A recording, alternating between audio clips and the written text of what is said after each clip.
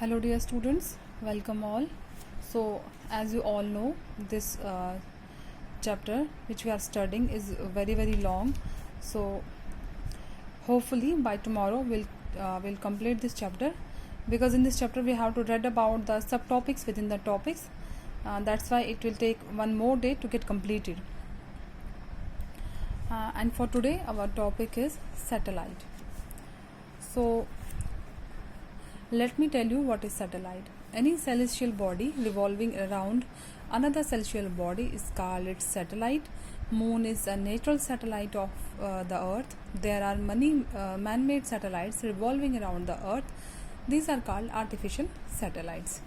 सो dear students, जैसा कि मैंने आपको पहले भी बोला है कि सेलेशियल बॉडीज़ मतलब जैसे कि प्लैनेट्स हो गए, मून है, स्टार्स हो गए या अदर हेवनली बॉडीज़ है, इन सभी को हम सैटेलाइट्स सेलेशियल बॉडीज़ कहते हैं.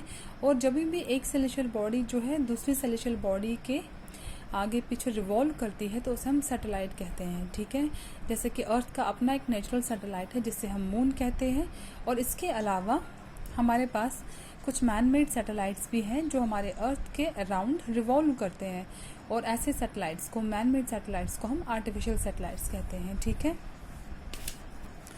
सो moving forward our next topic, astronomy in ancient India.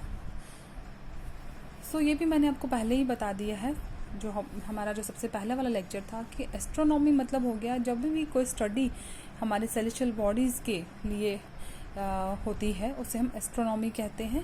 तो एंशिएंट इंडिया में एस्ट्रोनॉमी का क्या रोल था, ठीक है, वो हमें पढ़ना है. कहते हैं कि when the shadow of the earth falls on the moon it causes lunar Eclipse, but when the shadow of the moon falls on the earth it causes solar Eclipse.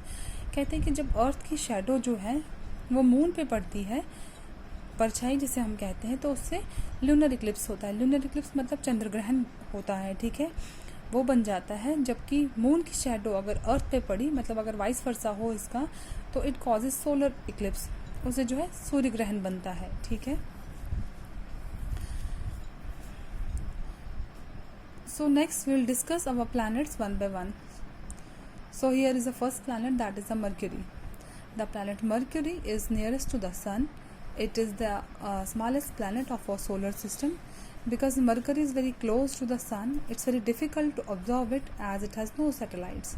कहते हैं कि मरकरी जो है, ये जो प्लैनेट है, ये सन के नियरेस्ट है, नज़दीक है, और छोटा होने की, क्योंकि ये सोलर सिस्टम का छोटा प्लैनेट है, और छोटा होने के कारण जो है ये सन के बहुत नज़दीक है, और नज़दीक होने के कारण जो है ये बहुत मुश्किल है इसको देखना, इसको ऑब्जर्व करना, क्योंकि मरकरी में जो है कोई भी सैटेलाइट्स नहीं होती हैं. मतलब यहाँ पर जो है कोई भी सेलेशियल बॉडी जो है दूसरी सेलेशियल बॉडी के अराउंड नहीं रिवॉल्व करती हैं. ठीक है.